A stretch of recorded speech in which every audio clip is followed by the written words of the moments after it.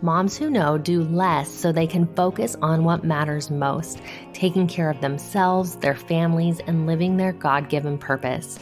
Moms who know are simplifying motherhood and focusing on the little things they can do that grow to have a huge impact. You are connecting with your family, your true self, and your purpose. You are a mom who knows.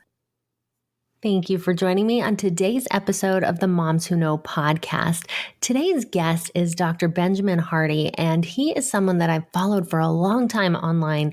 He is a writer who just really dives into a lot of the stuff that you and I are passionate about, things like morning routine and living intentionally and really creating the kind of life that you want, being more productive, all these kind of things. And so I just love his work.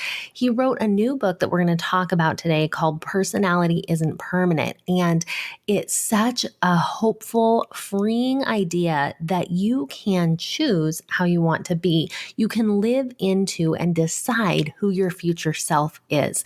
And there's just so many nuggets in this book of wisdom and hope and ways to change and define your life. So I know you're going to get so much out of this episode.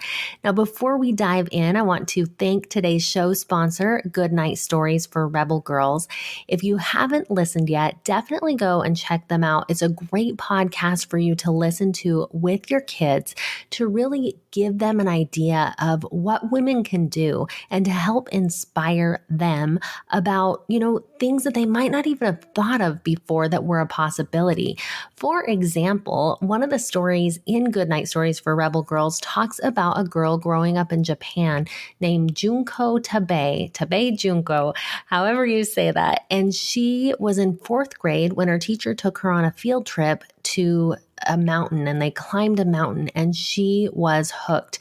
She continued climbing mountains and became the first woman to reach the summit of Mount Everest and the first woman to ascend all the 7 summits by climbing the highest peak on every continent. It's an inspiring story, and I think it's an important one for girls to hear because it did start when she was so young with just this love and the passion for climbing mountains. So definitely go check out Goodnight Stories for Rebel Girls with the Rebel Girl in your life. Now let's get to today's awesome episode with Ben Hardy. Hello and welcome to the Moms Who Know podcast. I'm your host, Chanel Nielsen, and I'm joined today by Dr. Benjamin Hardy. Ben, thanks so much for being with us. Yeah, happy to be with you. Well, I am so looking forward to this conversation. I am a big fan of his. So let me tell you a little bit. If you haven't heard of Benjamin Hardy, you're in for such a treat today. So he is an organizational psychologist and best-selling author of Willpower Doesn't Work. And he recently wrote a new book called Personality Isn't Permanent that we're going to talk about today that I just loved. His writing is read by millions around the world. He's a dad of 5 kids. And he's just got so much to teach us. So Ben, thanks again for being here. And I am super excited to learn more about you and to really dive into your book. Thanks. Yeah, no, I like just everything about this podcast, the focus, the audience, and very happy to be here. It's my pleasure. Well, thanks. Yeah, we have a great audience who are, loyal and just moms who really want to learn more and know more and do better. And so I love our listeners. And so I'm glad that you guys are all here to learn from Ben. So in this book, one of the things that you said is that we often define ourselves and our personality from things that we've done in the past or things like personality tests that we take. One thing that stood out to me is you say, we say we're introverts or extroverts, and we have these narrow definitions, but you said a better way to define our personality is by looking at our future self. And I think this concept is so cool about the future self. So can you talk to us about what that means to kind of look at our past and future selves as different people? Mm-hmm. Yeah, this is a really breakthrough concept in psychology. There's a lot of new research on it, but I immediately resonated when I was hearing about this. And I just thought, what a great, helpful understanding. So basically, And I'll point people to a TED Talk by Daniel Gilbert, because he's someone I stole a lot of this from. But Daniel Gilbert, he's a Harvard psychologist. He gave a TED Talk. It's literally less than 7 minutes long, called The Psychology of Your Future Self. And he kind of lays out a little bit of this. There's other research as well that helps. But basically, the idea is this. It's pretty easy for most people, or for many people, to see at least some change in themselves from who they used to be. We actually downplay a lot of the change that has happened, even like 10 years ago. Like, we downplay it in a lot of ways because our memory is constantly updating based on our current perspectives. But the truth is it's pretty easy for most people to say, yeah, I'm not exactly the same person I was 10 years ago. I see things a little differently. I've gone through a lot of experiences that allow me to see the world differently, or I make different decisions than I would in the past. And so it's really good and healthy, actually, to view your former self as a different person, and also to have just pure empathy towards your former self, and either the mistakes they made or the decisions they made, or even just their successes. Like, just, you're in a different place and you actually would make different decisions than they would make in many cases. And that's totally great. You should have empathy towards your former self. This is also really helpful when it comes to trauma and just like big negative experiences. I grew up, for example, my parents got divorced when I was 11 years old. My father became an extreme drug addict. Like, there was just a lot of things happening.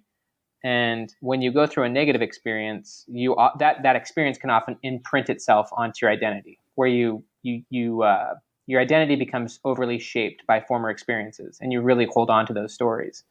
And, as someone who's now older, it's definitely my choice, the meanings I give to former experiences. And I should give different and hopefully better and more mature meanings than the 11-year-old version of me could have given. Even just honestly, recently, like literally last weekend, I was giving a speech to a group that I'm a part of, and I flopped it. Like, it went really wrong, and I had prepared very well for it, and it just didn't go right, and I was very embarrassed. And I actually had a really tough weekend. But obviously, a key of this is having open conversations. And so I talked to the guy who was organizing the event, and we talked, and I chose to frame the experience that it happened for me, not to me. And I think that that's crucial, that like you choose to frame and choose positive meanings for anything that happened in your past, even recent things or far back things, that you choose to view it from a positive sense, and that it happened for you, and that you can use it to make better decisions in the future. That immediately allows you to have hope in the future and have possibility in the future. Whereas if it happened to you, then literally it cuts off options in your future. So that's one thing, is just viewing your former self. That's something that we can all do, but the future self is key as well. Just to view your future self as a different person. They're going to have different perspectives, different priorities. And you can make a lot better decisions in the present if you, first off, to some degree, have chosen the person you want to be in the future, and then make decisions based on who they want to be. I mean, it just literally helps you make better decisions in the present. It also helps you to go through more direct learning. I mean, there's just a lot to say that you kind of need to have a clear future self in order to live intentionally in the present.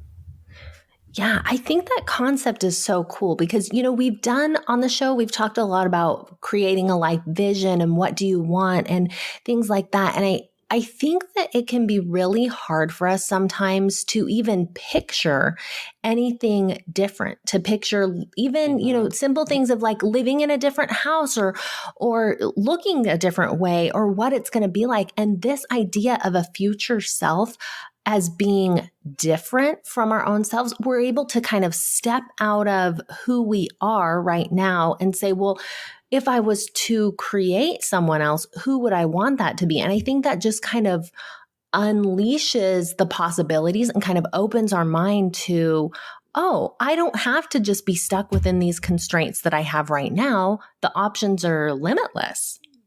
Yeah. I mean, this is key. I mean, what the research shows, but it just makes a lot of sense, is that the reason people don't do this is because it's a lot easier to remember the past than to imagine the future.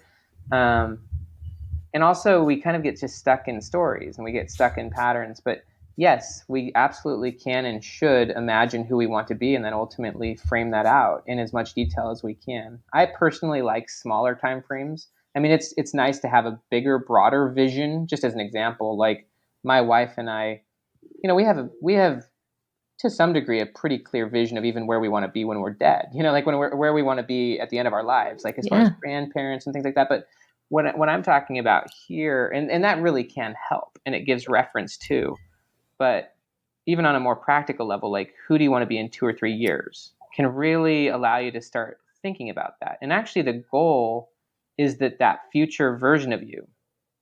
And I guess one thing to just kind of clear up real quick is the idea of identity versus personality.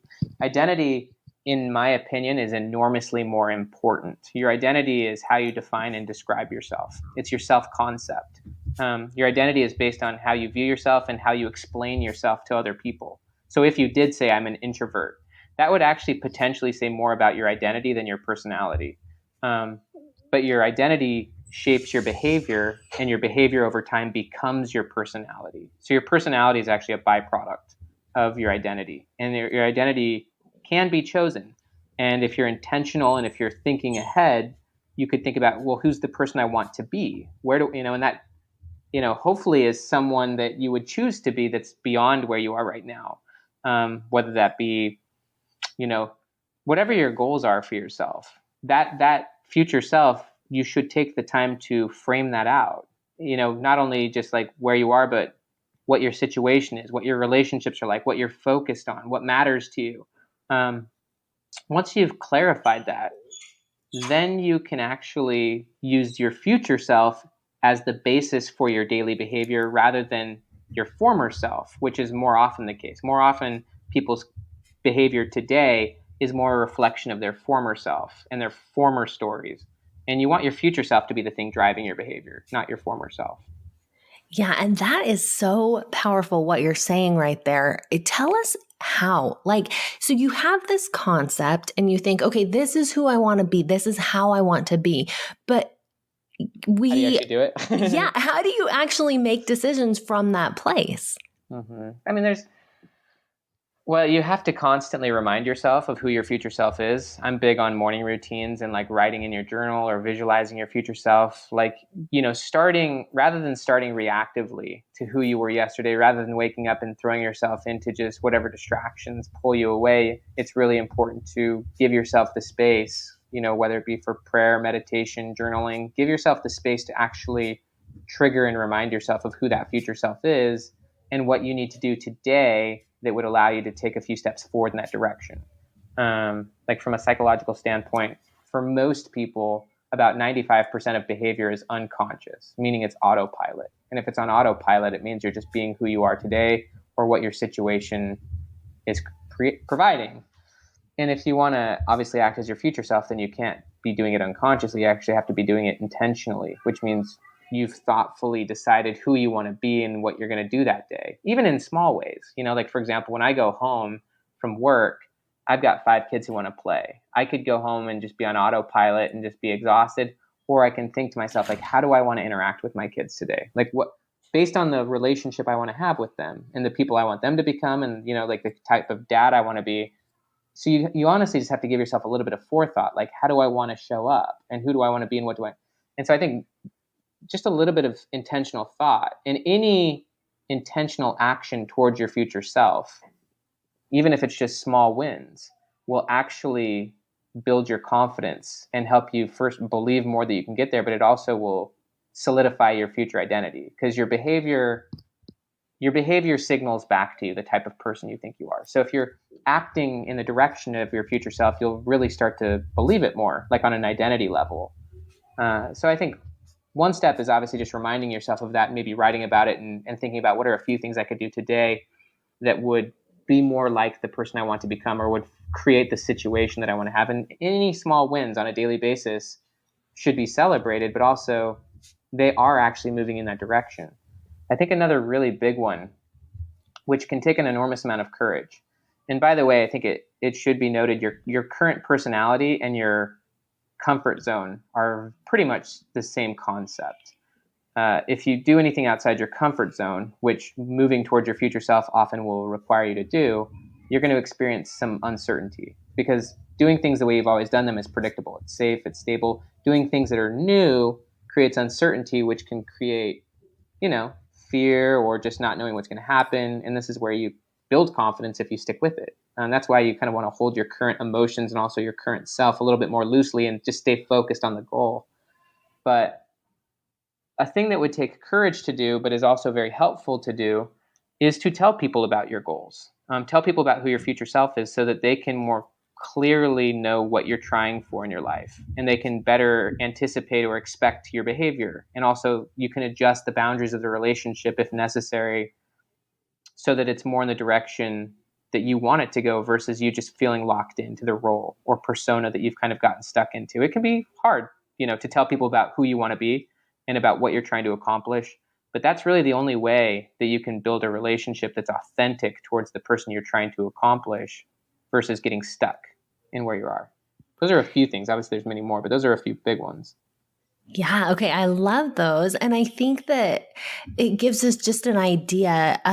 Your work with journaling has been so powerful for me. And this idea of writing down, who you want to be, daily reminding yourself is such a powerful thing. And I love that further idea to tell someone, especially, your spouse or someone who is going to be living with the future you, right? They kind of need to know what you've got going on in the future. And one thing that I've seen along those lines that's really cool is as I share my, what I want for my future self with my husband, he can kind of get aligned with that.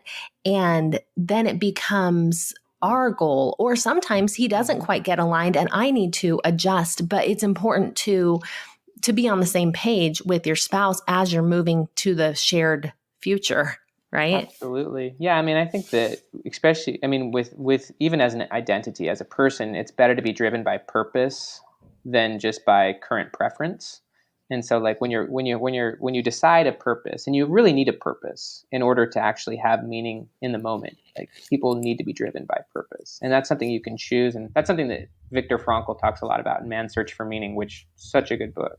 Um, without having a sense of purpose or hope in a future, the present kind of loses meaning. And so I think obviously with marriage, you kind of have to have a shared vision or purpose that allows you both to be individuals, but to be going in the same direction and to support each other through the process.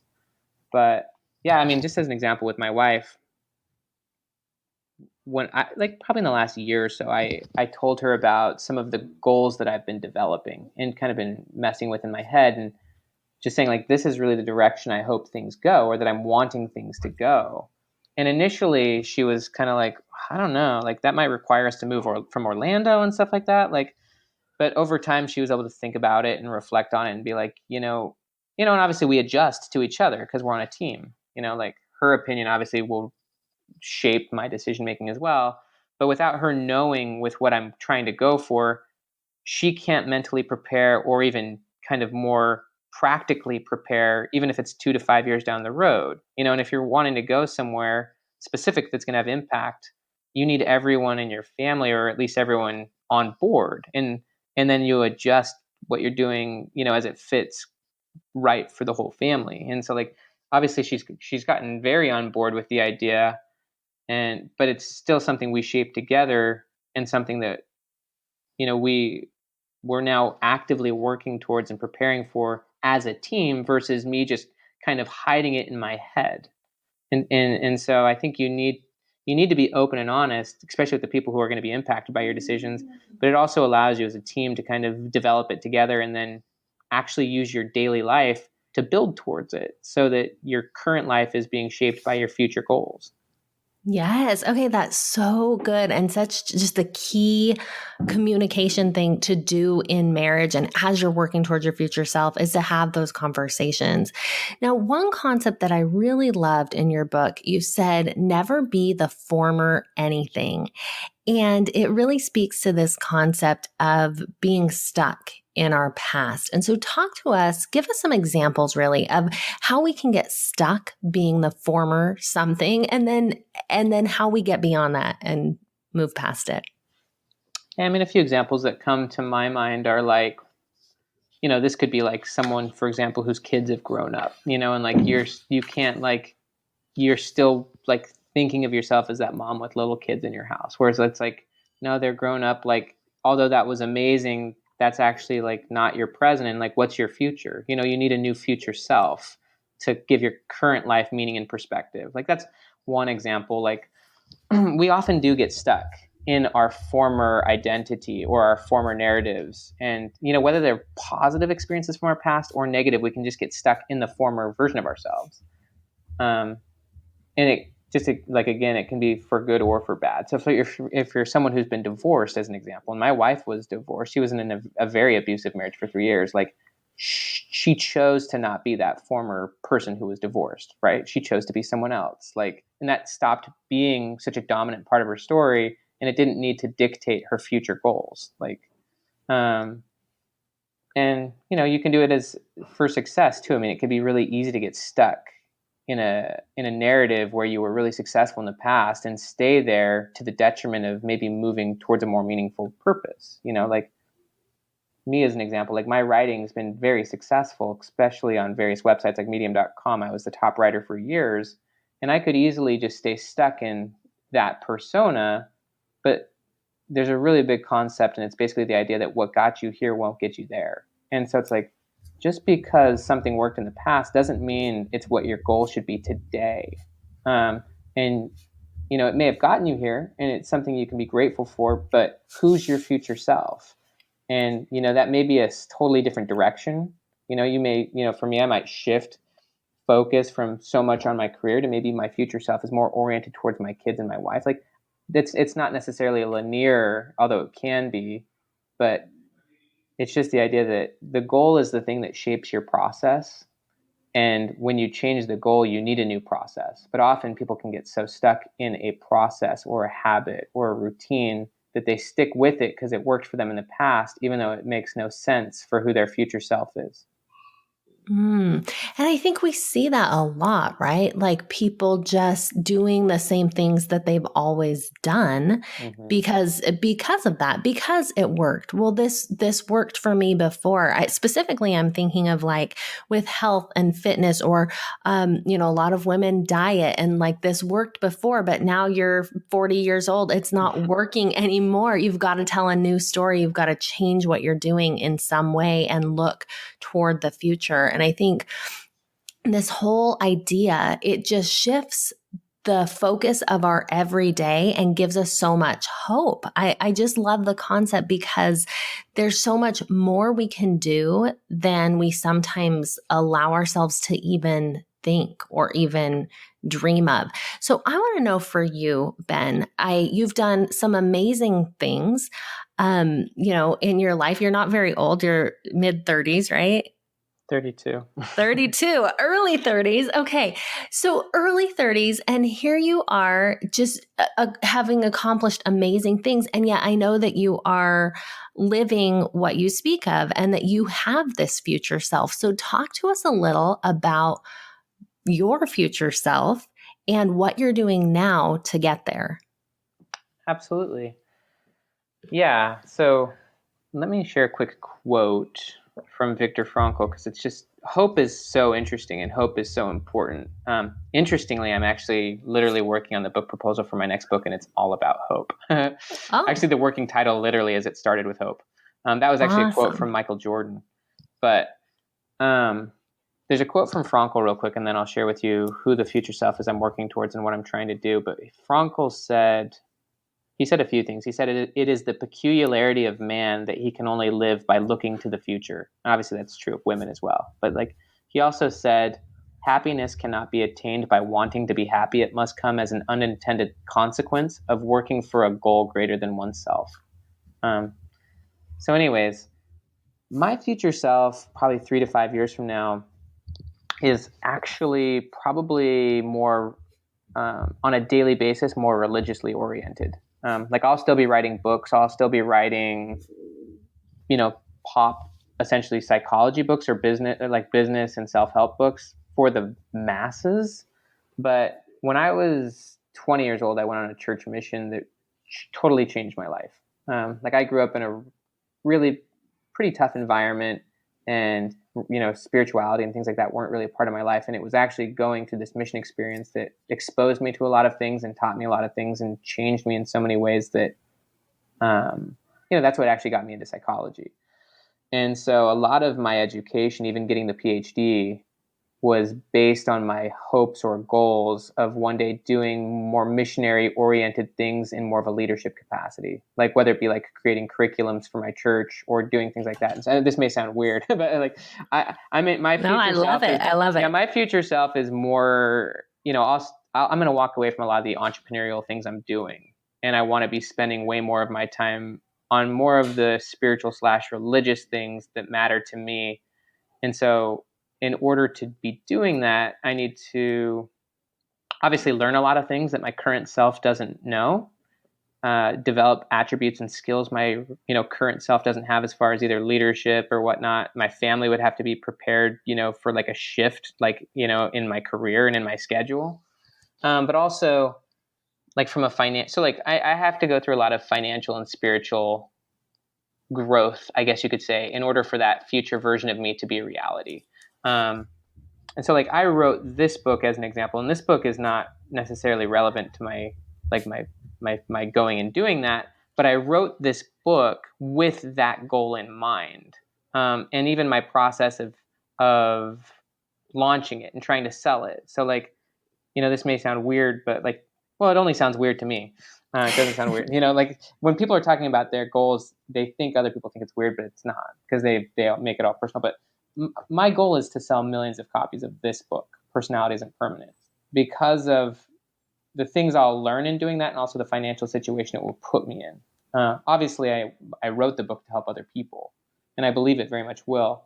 But my process of what I'm doing to sell the book is driven by a goal to put myself in a position in multiple ways so that I can make that transition in 2 to 3 years from now, even though I'll still be writing books. Okay. Oh, I think that's so cool. Thank you for giving us just that peek into, the process. And it's so interesting because we can get so caught up in um thinking, so as an author, like, oh, it the end goal is this, that I'll be on the bestseller list. The end goal is this, that I'll have a certain number of books sold. But what I hear you saying is the end goal is what this allows me to be next. And so you're truly living into that future self, even with the way that you are defining what you want this book to do. It's very, layer upon layer. And I think it's so awesome. There's just so much there. You guys definitely need to read this book. I highly recommend it. I love to read. I read probably about a book a week. And this is like so good. Just, I mean, one of my all time favorites. So tell people where they can go and get your book. Yeah, Personality Isn't Permanent is a book you can get anywhere. You can get the Audible version. You can get the Kindle, the Amazon, wherever you want to buy books. And my website is benjaminhardy.com. That's where all my blogs are. There's lots of free online courses and other things that you can get access to at benjaminhardy.com. And I would strongly encourage you and invite you to read Personality Isn't Permanent. I think it will be a surprisingly transformational book for you. Yes. Okay. I second that. Totally go and check it out, you guys. And we always finish with these two questions. So first, the things that we've talked about today, and specifically living toward your future self, with that in mind, how does that help to simplify parenthood? It simplifies it in a few ways for me. One is that, with parenthood, there's a lot of tough days. um, at least for myself, there's a lot of days where I either feel like I could have done better, or just things just feel like they fall apart. And I think that it's really important to realize that now is not the be all end all. Dr. Daniel Gilbert said human beings are works in progress that mistakenly think they're finished. And basically the idea of a fixed mindset means that you're defined fully by whatever is right now, whereas a growth mindset means that you're defined by the future. And so I think for me, when I have a bad day, or even when my kids have a bad day, or when they're, is that none of us are defined by the present, and that the present isn't the be all end all. And one other really important thing is that it's the idea that your future self, when you see them as a different person, you can make decisions based on what your future self prefers versus what you prefer in the moment. Like as an example, when I come home from work, sometimes, again, I'm exhausted, and sometimes my kids just really want to play and I don't really want to because I'm tired. and I just want to veg out. But like my son Logan, as an example, recently asked me if we could go swimming, and he wanted to swim, and he was begging me, and I just said, "No, I'm just going to watch you." And I was just going to literally sit on my phone and just watch him because I was tired. And I just thought to myself, how would my future self want to remember this? And if I was literally my future self and I was rewatching this, or if I was my future self, what would I do? And when you make your decisions based on what your future self would prefer, or even what your purpose is, then you're not making decisions based on momentary pleasure or pain, which is often how people make decisions. And so, like, for me, with that mindset in place, I jumped straight in the pool. Like, I was like, obviously, I want to be someone who, is active with my kids, who's engaged. And it allows you to kind of break out of your current mindset or your current preferences and be intentional in the moment and create amazing memories. And that's how you build confidence and flexibility as a person. And those moments then allow you to have even a better past to draw from, where you're not so defined by watching yourself be a certain way, but you're like, you've got positive reference points from your past to draw from. And be like, I can keep doing this. It builds your confidence. And so I think that these ideas really help, the good Oh, days and the bad days, and they help the more good days come yes. about. Well, that's so good because as tired moms, like we get that. Like there's so many times you want to do better, but it's easier to just give in to how you feel. And this mindset shift is so powerful and I feel like can help us so much. So we've talked about so many good things today. What one little thing do you hope that people do because of what they've heard today? Probably take the time, pull out your journal, give yourself some space on a regular basis to just really think about who you want to be, the person you'd like to be, the mom you'd like to be, the wife, or in this case, husband. Take the time so that you can actually, on a more daily basis, live intentionally versus live on autopilot. It's not an enormous amount of work, but it's really important work.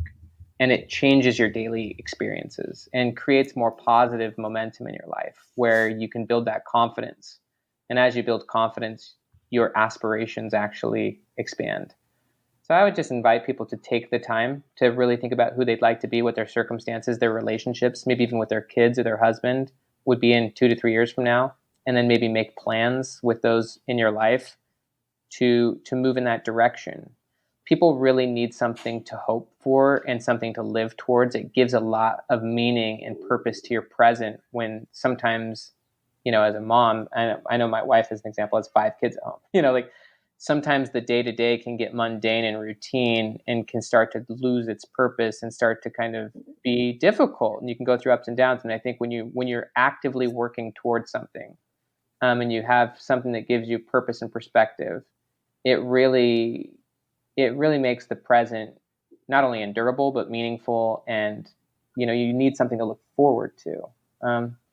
And so I would just encourage people to do that, like literally make active plans for future experiences you want to have. Actually, that's something we did recently in like a kind of like a family night experience with my family. Was I had all of our kids and even my wife and I write down 3 experiences, first off, that we've loved, that we've had in our past, but also 3 experiences we want to have in the near future, each of us. Like, what are just 3 things you want to do? And it's really good to be actively, you know, working towards and planning for future experiences that give your present more meaning. Yes. Oh, that's so good.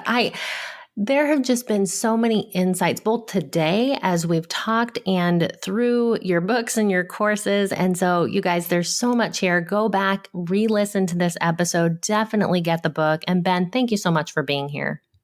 Huge pleasure. Really happy to be with you. Awesome. And thank you, everyone, for listening to Moms Who Know. I loved that conversation and I absolutely loved his book, Personality Isn't Permanent.